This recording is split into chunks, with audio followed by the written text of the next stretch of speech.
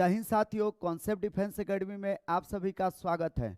साथियों, बहुत सारे बच्चों का कमेंट आ रहा था कि सर बिहार पुलिस मद्य निषेध में डॉक्यूमेंट वेरिफिकेशन के लिए क्या मुझे नया एनसीएल सर्टिफिकेट बनवाना पड़ेगा, क्या मुझे नया ईडब्ल्यूएस सर्टिफिकेट बनवाना पड़ेगा। बहुत सारे बच्चों ने ये कमेंट किया था, सर मैं एससी और एसटी कैटेगरी से हूं तो क्या मुझे भी एनसीएल सर्टिफिकेट बनवाना पड़ेगा। यह क्या है एनसीएल सर्टिफिकेट, इसके बारे में आज के वीडियो में चर्चा करेंगे। और साथ ही साथ आज के वीडियो में यह भी चर्चा करेंगे कि जो बिहार पुलिस मद्य निषेध का डॉक्यूमेंट वेरिफिकेशन हो रहा है, इसमें आपको कौन कौन सा डॉक्यूमेंट लेकर के जाना है। साथ ही साथ यह वीडियो वह भी लोग देखेंगे कि जिनका बिहार पुलिस 21,391 पदों पर भर्ती है, जो फॉर्म भरे हुए हैं। बिहार दरोगा वाले भी देखेंगे, बिहार एसएससी वाले भी देखेंगे, क्योंकि इन सभी एग्जामों में यह एनसीएल सर्टिफिकेट का बहुत बड़ा रोल होता है। वीडियो अच्छा लगेगा तो लाइक सब्सक्राइब शेयर जरूर कीजिएगा। सबसे पहले हम लोग आते हैं एनसीएल सर्टिफिकेट के बारे में कि क्या है एनसीएल सर्टिफिकेट। साथियों मैं बताऊं, अगर जो कास्ट है उस कास्ट को कैटेगरी वाइज बांटा गया है, सेंट्रल लेवल पर भी और स्टेट लेवल पर भी। एक है कैटेगरी जनरल, दूसरा है ईडब्ल्यूएस, तीसरा है ओबीसी, चौथा है एससी और पांचवा है एसटी।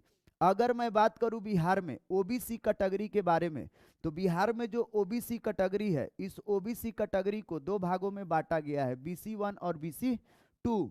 और जो BC1 है इसी को हम लोग कहते हैं ईबीसी। अगर मैं बात करूं कि BC1 और BC2 में कौन से लोग शामिल हैं, तो BC1 और BC2 का लिस्ट बनाया गया है जात वाइज। अगर मैं बात करूं BC1 में कौन कौन शामिल है, तो आपको है भास्कर, भार, गंगई, गंगोता, है ना, चंद्रवंशी, चपोता, कादर, केवट, है ना, फिर से छिपी, अघोरी, धनवार, नोनिया, नाई, तियर, तुरहा, ये सभी के सभी लोग जो शामिल हैं ये सभी BC1 में अर्थात ईबीसी में है। इसी प्रकार से आपको यहाँ पे BC2 का कैटेगरी है ना। BC2 में कौन कौन से जात शामिल है, ये आपको पूरा जात आपको समझना नहीं है, आपको बस एग्जाम्पल के तौर पे लगाए हुए हैं, आपको पूरा दिख भी नहीं रहा होगा, ठीक ना। यह बताने का उद्देश्य यह है कि जो लोग BC1 और BC2 में शामिल हैं, इन्हीं लोगों का सिर्फ एनसीएल सर्टिफिकेट बनेगा। और एनसीएल सर्टिफिकेट बनने के लिए आपको एक कंडीशन है, वैसे व्यक्ति, है ना, वैसे व्यक्ति जिसके माता पिता का आय, वार्षिक आय 8 लाख से कम है, 8 लाख से कम है, उन्हीं का एनसीएल सर्टिफिकेट बनता है। और जिन भी व्यक्ति के माता पिता का, है ना, जो वार्षिक आय है 8 लाख से ऊपर है, उनका एनसीएल सर्टिफिकेट नहीं बनता है ना। तो आप समझ गए होंगे कि एनसीएल सर्टिफिकेट सिर्फ बिहार में ओबीसी कैटेगरी का ही बनता है। और ओबीसी में BC1 और BC2 के दोनों वर्ग के लोग हैं, इन दोनों का बन सकता है, दोनों कैटेगरी के लोगों का। लेकिन यह एनसीएल का क्राइटेरिया जो है वह पैसा पे डिपेंड करता है कि वार्षिक आय आपका कितना है। अगर वार्षिक आय 8 लाख से कम है तो आपको एनसीएल सर्टिफिकेट हर हाल में बनवाना पड़ेगा। अगर एनसीएल सर्टिफिकेट बनवाएंगे तभी जो ओबीसी कैटेगरी का 27% आरक्षण का लाभ है उसका आपको लाभ मिलेगा। अगर एनसीएल सर्टिफिकेट नहीं बनवाएंगे तो आपको आरक्षण का लाभ नहीं मिलेगा। लेकिन मैं मोटा मोटी तौर पे कहूं तो बिहार में जितनी भी जातियां हैं, इन सभी जातियों ने ओबीसी कैटेगरी का, इन सभी जातियों ने लगभग अपना एनसीएल बनवा लिया है, या वह अपना वार्षिक जो आय होता है वो 8 लाख से कम ही क्या करते हैं, दिखाते हैं। इसका बनाने का प्रोसेस क्या है, प्रोसेस में आपको पहले चरण में आपको जाति बनाना पड़ता है, आय बनाना पड़ता है। ये पहले फेज में बनेगा, ऑनलाइन में अप्लाई करेंगे आरटीपीएस पे जा करके, 21 दिन का समय होता है, ऑनलाइन में 21 दिन, ऑफलाइन में काउंटर पर जाएंगे ब्लॉक में तो आपको 1 से 2 दिनों में मिल जाता है। जब जाति और आय बन जाता है फर्स्ट फेज में, तो सेकेंड फेज में अलग से आपको एनसीएल के लिए अप्लाई करना पड़ता है। तो सेकेंड फेज में आपको क्या बनता है, एनसीएल बनता है। तो ये आपका रहा एनसीएल सर्टिफिकेट। अब यह एनसीएल सर्टिफिकेट सिर्फ ओबीसी का बनेगा, एनसीएल सर्टिफिकेट जनरल वालों का नहीं बनता है, इनको बनाने का जरूरत नहीं है। जो जनरल कैटेगरी में आते हैं, जो एससी कैटेगरी में आते हैं, इनको भी आपको एनसीएल बनवाने का जरूरत नहीं है। और जो एसटी कैटेगरी में आते हैं इनको भी एनसीएल सर्टिफिकेट का जरूरत नहीं है। सिर्फ ओबीसी कैटेगरी का और ईडब्ल्यूएस वालों को भी एनसीएल सर्टिफिकेट बनवाने का जरूरत नहीं है। तो ये आपका रहा एनसीएल सर्टिफिकेट। अब अगर मैं बात करूं कि कोई भी वैकेंसी आता है तो आप आरक्षण का लाभ तभी लेंगे कि जब आपका कास्ट सर्टिफिकेट होगा। अगर आप ईडब्ल्यूएस कैटेगरी से बिलोंग करते हैं तो आप ईडब्ल्यूएस का सर्टिफिकेट बनवाइए। अगर आप एससी कैटेगरी से बिलोंग करते हैं तो आप एससी कैटेगरी का सर्टिफिकेट बनवाइए।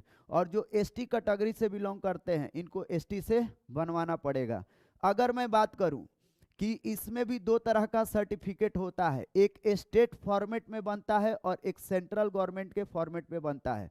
मतलब एक स्टेट का एग्जाम देंगे, है ना, राज्य के अंदर का जो एग्जाम हो रहा है, जैसे बिहार में ले लीजिए, बिहार पुलिस है, बिहार दरोगा है, बिहार एसएससी है, बीपीएससी है ना, ऐसे तमाम एग्जाम है बिहार में। तो इन एग्जामों के लिए सिर्फ आप बिहार के फॉर्मेट पर ही अपना जाति, निवास, आय तीनों बनवाएंगे तो ये वैलिड होगा। और जो सेंट्रल लेवल का एग्जाम है, सेंट्रल लेवल का सीएचएसएल का, एसएससी का, है ना, और भी रेलवे का जो एग्जाम है, यूपीएससी का एग्जाम है, ऐसे एग्जामों में आपको सेंट्रल लेवल के फॉर्मेट पे बनवाना पड़ता है। ठीक ना। कहने का मतलब ये है सर्टिफिकेट दो तरह से बनता है, एक तो ब्लॉक में, अंचल में ही बन जाएगा, और साथ ही साथ जो दूसरा सर्टिफिकेट आपको जिला से भी एक बनता है। तो अगर आप ब्लॉक से ही बनवाए हैं और सेंट्रल आपका स्टेट गवर्नमेंट का एग्जाम है तो ब्लॉक लेवल वाला ही काम चल जाएगा। लेकिन सेंट्रल गवर्नमेंट में आपको अप्लाई करना है, सेंट्रल गवर्नमेंट का जो भी वैकेंसी है तो उसमें आपको जिला से बनवाना पड़ता है। तो उम्मीद है आपको ये भी चीज़ समझ में आ गया होगा। अब एक चीज़ और मैं बताऊं कि यह जो सर्टिफिकेट होता है कब से कब तक मान्य होता है। तो एनसीएल सर्टिफिकेट होता है, एनसीएल सर्टिफिकेट का मान्य 1 साल तक होता है, क्योंकि 1 साल के बाद आपको नया बनवाना पड़ता है, क्योंकि जो माता पिता की आय होती है वह 1 साल के बाद बदल जाती है। ऐसे स्थिति में आपको नया सर्टिफिकेट फिर से बनवाना पड़ता है। वहीं पे मैं बात करूं एससी, एसटी और ओबीसी और ईडब्ल्यूएस का जो सर्टिफिकेट होता है इनका वैलिडिटी कितने सालों तक रहता है ना। तो मोटा मोटी अगर मैं कहूं, अगर मान लीजिए 2000 जो 21,391 पदों पे, आपको एग्जाम्पल के तौर पे मैं बता रहा हूँ, अभी बिहार पुलिस में जो वैकेंसी आया है 21,391 पोस्ट पे, है ना। यह जो वैकेंसी का सेशन है, यह वैकेंसी है आपको 2023-24 है ना। अब आप 2023 में अगर आप, जब ये फॉर्म आया, जब ऑनलाइन हुआ, उस समय आप अगर अपना एनसीएल सर्टिफिकेट लगाए हैं, है ना, या अपना एससी का सर्टिफिकेट या एसटी का या ईडब्ल्यूएस का सर्टिफिकेट दिए हैं, तो यह वैकेंसी जब तक कंप्लीट नहीं हो जाता, है ना, तब तक आपका वही वाला सर्टिफिकेट क्या रहेगा, मान्य रहेगा फॉर्म अप्लाई करते समय, है ना। अब देखिए यहाँ पे बच्चे मिस्टेक क्या करते हैं, बच्चे मिस्टेक ये करते हैं कि जब फॉर्म भरे, है ना, तो फॉर्म भरने के पहले अपना तो एससी, एसटी, ईडब्ल्यूएस, ओबीसी का सर्टिफिकेट तो लगाए, लेकिन जैसे ही एग्जाम हो गया, है ना, उनका मेरिट तैयार हो गया, तो फाइनल सिलेक्शन के बाद वो पड़ जाते हैं नए बनवाने के चक्कर में, है ना।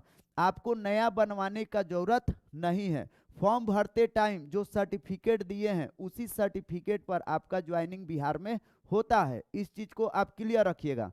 अगर मान लीजिए आपका चयन हो गया है 21,391 पदों पर, आपका चयन हुआ 2025 में, मान लीजिए वैकेंसी में लेट हो गया, तो आप इस समय 2025 में अगर नया सर्टिफिकेट बनवा के देंगे, पुराना वाला अपना खो चुके हैं जो फॉर्म भरे थे, है ना, वह उसके बाद से जब आप नया जमा करेंगे तो डीवी में आपको छांट दिया जाएगा, जैसा कि अभी बिहार पुलिस मद्य निषेध में हो रहा है। बिहार पुलिस मद्य निषेध में वही डॉक्यूमेंट लिया जा रहा है जो फॉर्म अप्लाई करते समय आप एनसीएल का एनसीएल सर्टिफिकेट नंबर डाले थे, अपने कैटेगरी का ईडब्ल्यूएस का कैटेगरी नंबर डाले थे, एससी और एसटी का कैटेगरी नंबर डाले थे, उसी सर्टिफिकेट नंबर के आधार पे आपका डीवी हो रहा है। जो बच्चे नए बना रहे हैं उनको छांट दिया जा रहा है।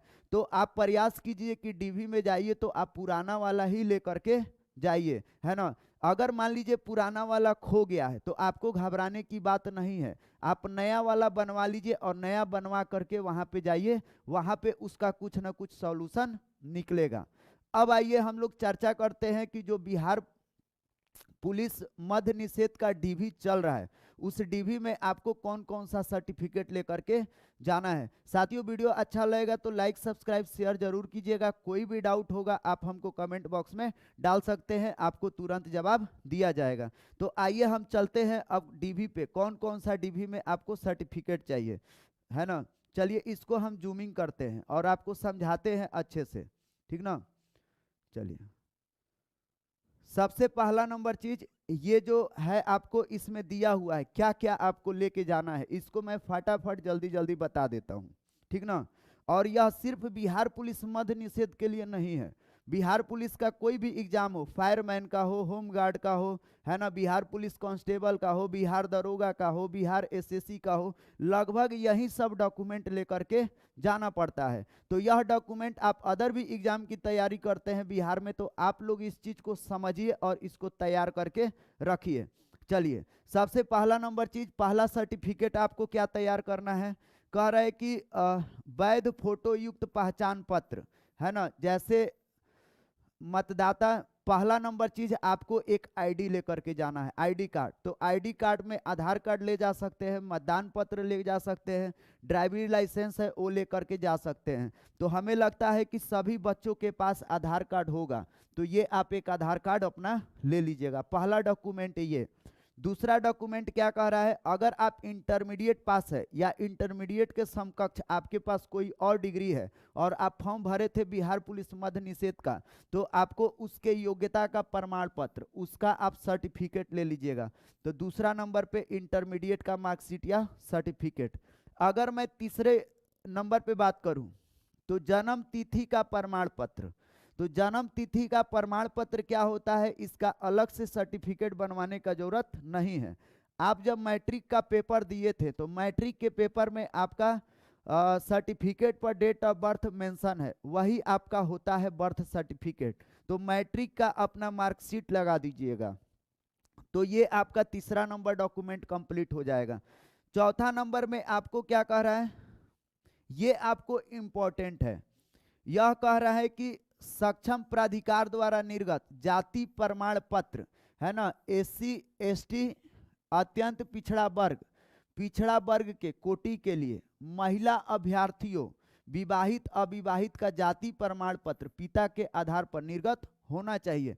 चौथे नंबर पर जाति सर्टिफिकेट का बात कहा गया है, तो जो जाति सर्टिफिकेट है वह आपको जहां से बनता है ब्लॉक से, वहां से निर्गत होना चाहिए। और दूसरा नंबर चीज, यहाँ पे महिलाओं को ध्यान देना है, वैसी महिलाएं जिनकी शादी हो गई है, तो जो शादीशुदा महिला है उसका जो अपना डॉक्यूमेंट बनवाना है जाति सर्टिफिकेट, उसको बनवाना है अपने पापा के नाम से। अर्थात अगर वो ससुराल में है तो ससुराल के एड्रेस पर उनको सर्टिफिकेट नहीं बनवाना है, वो बनवाएंगी अपने मायके के एड्रेस पर। जो विवाहित है वो, है ना, और जो अविवाहित है उनका तो बनेगा ही घर से, है ना। तो ये आप याद रखिएगा, ठीक ना, पापा के नाम पे बनेगा।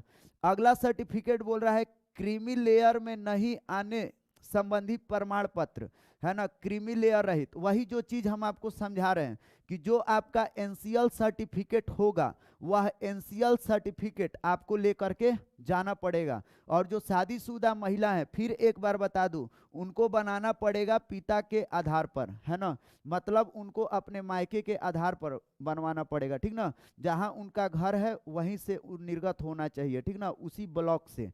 तो ये आपका हो गया। आइए नेक्स्ट पे समझते हैं, अगला क्या डॉक्यूमेंट मांग रहा है। कह रहा है कि बिहार के अस्थाई निवासी, यहाँ डोमिसाइल का बात कर रहा है, अपना निवास प्रमाण पत्र ले लीजिएगा, ये आपको जरूरी है, तभी आपको आरक्षण का लाभ दिया जाएगा, नहीं तो लाभ आपको नहीं मिलेगा। नेक्स्ट पे आते हैं, कह रहा है कि बिहार राज्य के स्वतंत्रता सेनानियों के पोता पोती, इसको मैं डायरेक्ट समझा देता हूं।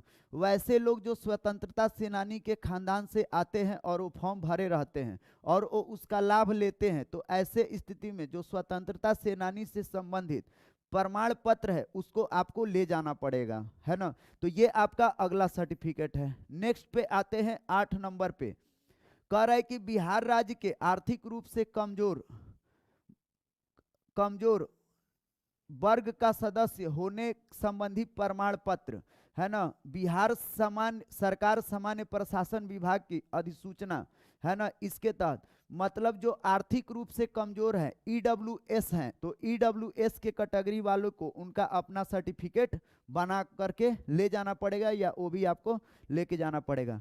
बिहार सरकार के सरकारी सेवक होने संबंधी, है ना, सरकार में कार्यरत ऐसे, देखिए वैसे लोग जो नौकरी में है ना, तो जो नौकरी में है उनको अपना सर्टिफिकेट लेकर के जाना है ना, तो उन नौकरी वालों के लिए है, जिनका नौकरी नहीं हुआ है उनके लिए नहीं है।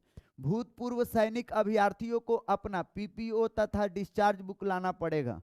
जो पहले के एक्स सर्विसमैन है, यह एक्स सर्विसमैन को अपना जो पीपीओ होता है और डिस्चार्ज बुक होता है वो दोनों लेकर के जाना है। वहीं पे मैं बात करूं कि जो किन्नर है और कोथी है ना, उनको बिहार राज्य का मूल निवासी होने का प्रमाण पत्र देना पड़ेगा, और राज्य सरकार द्वारा निर्धारित सक्षम, है ना, प्राधिकार द्वारा निर्गत प्रमाण पत्र, मतलब वो ट्रांसजेंडर हैं, इसका भी सर्टिफिकेट उनको प्रस्तुत करना होगा, है ना। तो ये आपका ये सारा का सारा सर्टिफिकेट है, डॉक्यूमेंट है, आपको लेकर के जाना पड़ेगा। आप लोग तैयार कर लीजिए, और वीडियो अच्छा लगेगा तो लाइक सब्सक्राइब शेयर जरूर कीजिएगा।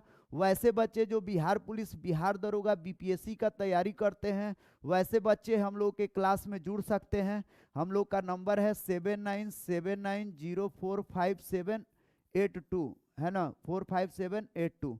आप जिस भी परीक्षा की तैयारी करते हैं उस हिसाब से आपको उस ग्रुप में ऐड कर दिया जाएगा, और उसमें प्रतिदिन पीडीएफ चलता है और उसी का लाइव एनालिसिस प्रत्येक दिन किया जाता है। चलिए, धन्यवाद।